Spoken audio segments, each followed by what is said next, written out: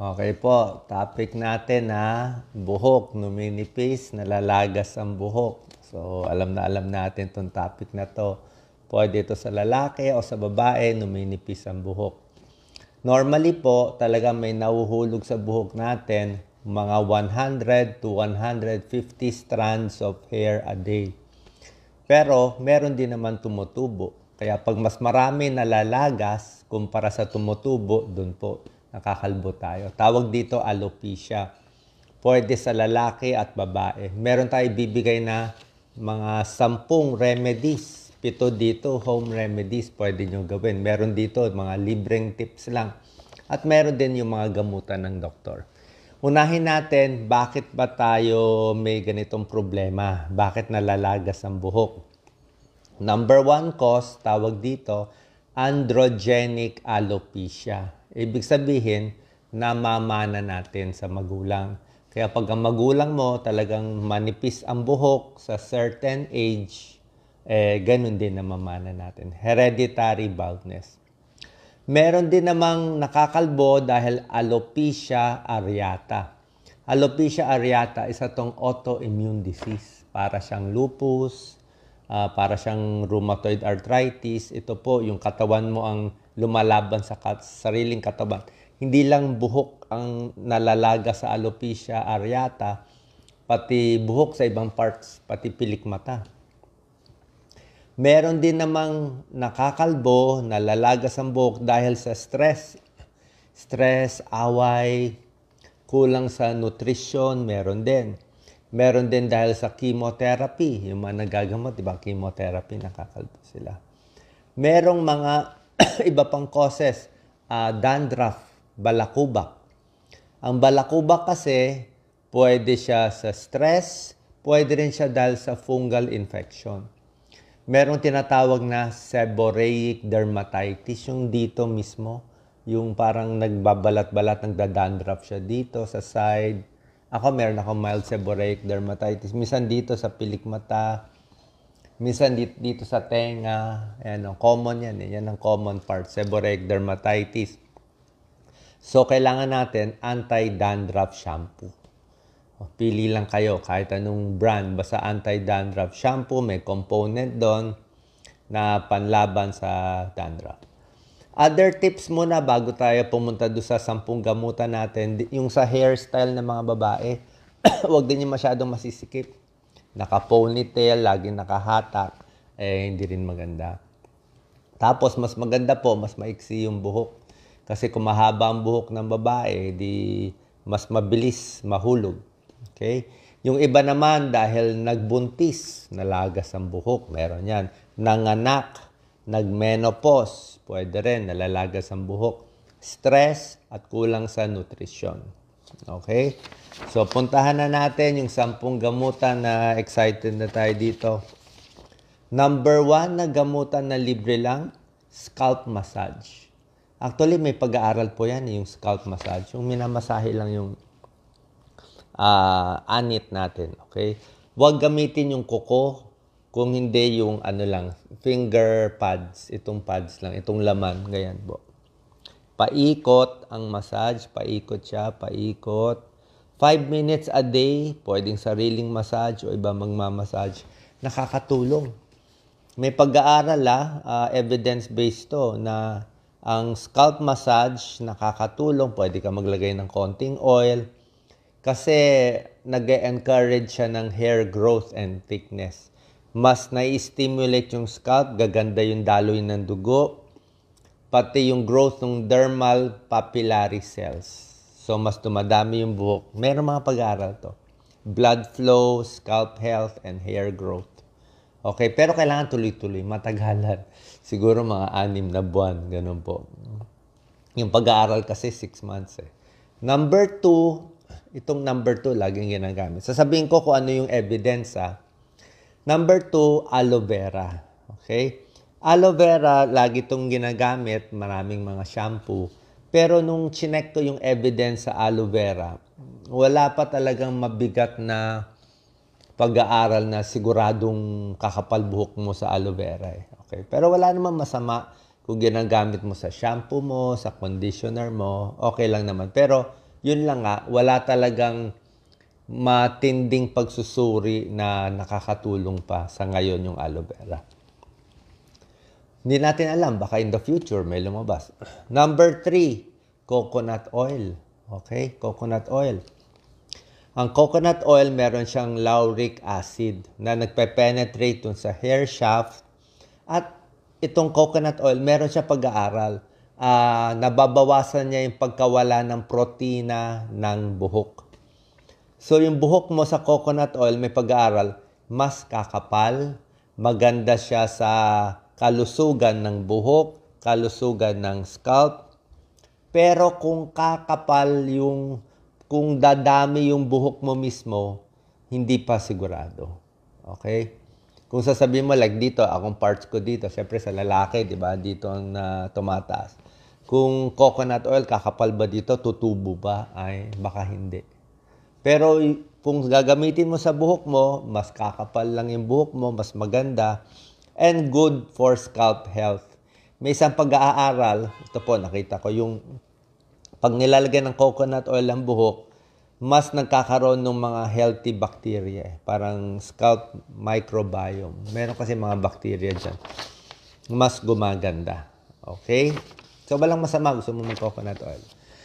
Number 4, ito po, fish oil. Fish oil supplement. Omega-3 fatty acid, omega-6 fatty acids.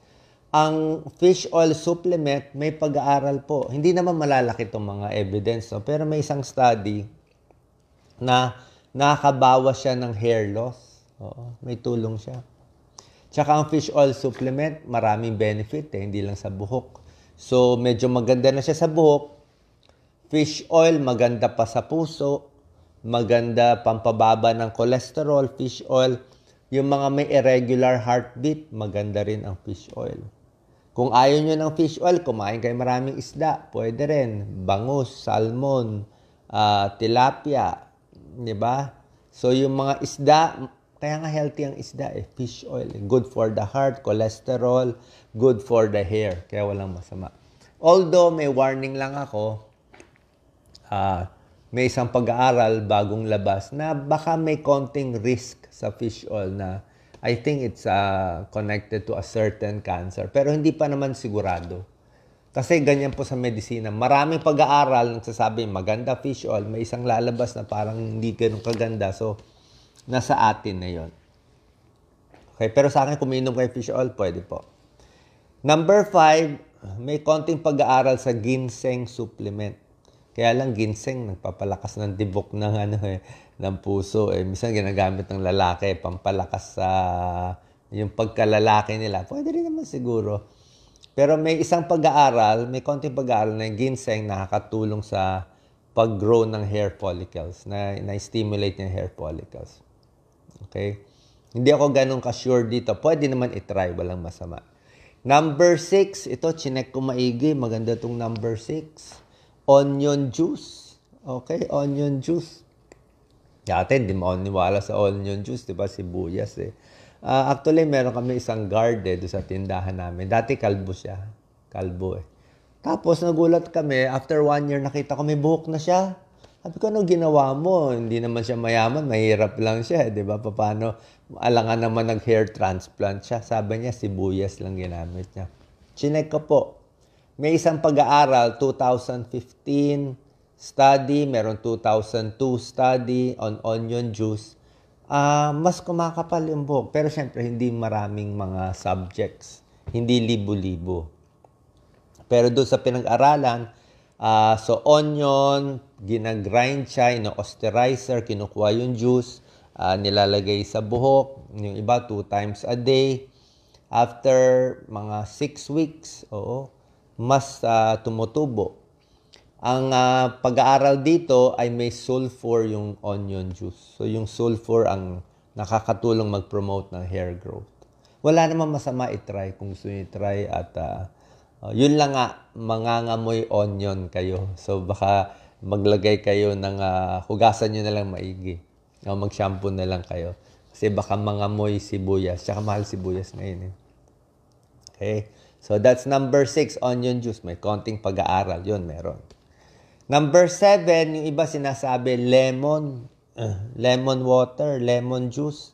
Nung chinek ko, walang ganong pag-aaral sa lemon juice. Lemon, merong pag-aaral para sa antioxidant, o para sa puso, mataas sa vitamin C. Pwede mataas sa vitamin C. Pero yung pampakapal ng buhok, hindi sure. Nakita lang nila pag nilalagyan ng lemon juice yung buhok, mas naglalighten yung color. Mas nag-gray, mas namumuti. Ay tayo, Pilipino, gusto natin may itim ang buhok, ayaw natin namumuti. Siguro yung iba, gusto nila mas maputi, mas light color. Lemon. So lemon, inumin na lang. Pero sa buhok, parang hindi ganun kaganda. Number 8, ito proven. 100% proven to. Kaya lang, binibili to. Wala pa ako na-advertise. Ayan na naman itong mga fake ads. Gagamitin na naman itong video natin. Ito po, generic sasabihin ko. Wala akong brand, generic ito. Magtanong kayo sa dermatologist, sila magsasabi. Number 8 is minoxidil. Minoxidil is the generic. Ngayon, maraming mga growing hair dyan, hair grow, whatever, na may minoxidil. Pag pumupunta ako kay Dr. Katigo, yung derma natin, yung lagi kong ginigest, Dr. Katigo, binibigyan niya ako lagi ng solution, minoxidil solution. Nilagay ko daw dito, mama. Pero yung minoxidil, mas maganda siya dito sa parts na may buhok ka na. Yung parts na katulad nito, yung tumataas sa akin, yan po. Pag yan nilagyan mo ng minoxidil, hindi talaga tutubo. Hindi daw. Pero sabi niya, lagyan mo na rin, wala namang masama. So, minoxidil is okay. Kung hindi naman kayo nag-allergy, generic to. So, maraming brands gumagamit ito. Pero matagalan minoxidil. Nag-try ako a few months. Parang pang matagalan. Pero yon proven. Mas kakapal. Number 9, ito proven din. Pero to gamot. Tsaka medyo mahal. Number 9, ito talaga re-reseta ng derma nyo. Ito iniinom ni Donald Trump. Nakita ko sa niya. Kasi nung tumakbo siyang presidente, binigay niya yung yung medical. Umiinom si Donald Trump. Finasteride.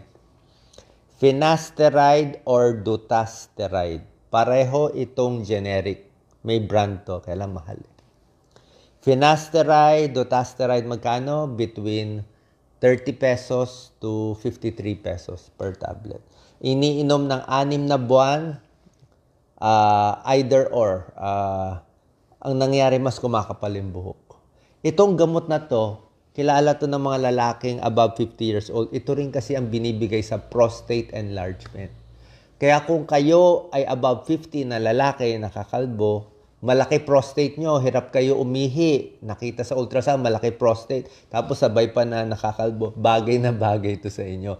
2-in-1. Lilit na yung prostate, gaganda na pag-ihi mo, kakapal pa buhok mo. Kaya lang, itong finasteride and dutasteride, may warning lang ako, may side effect siya. Side effect in 2% lang naman of people. 2% lang naman. 2 to 4% impotence. Ito kasing finasteride, dutasteride, binablock niya yung testosterone. Di ba yung lalaki? Yung mga macho na lalaki na maraming girlfriend, di ba? O mahilig sa pagtatalik. Usually, mataas testosterone nila. Pag mataas testosterone mo, mas nakakalbo. Kaya pag uminom ka nitong gamot, hihina testosterone mo.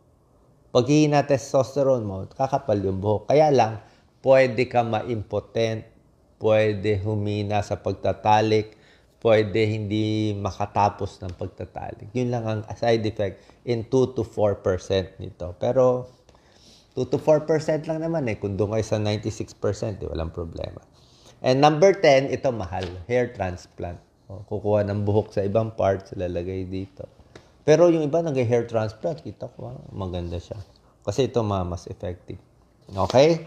So, sana po nakatulong tong video natin para sa inyo.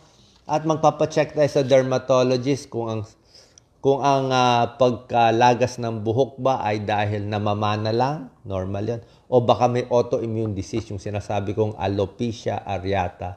Pag ito po sakit nyo, magpapacheck tayo sa doktor. Lalo na kung may psoriasis, nalalagas ang buhok, o maraming dandruff, papacheck tayo sa derma para sa iba pang gamutan. Maraming salamat po. God bless.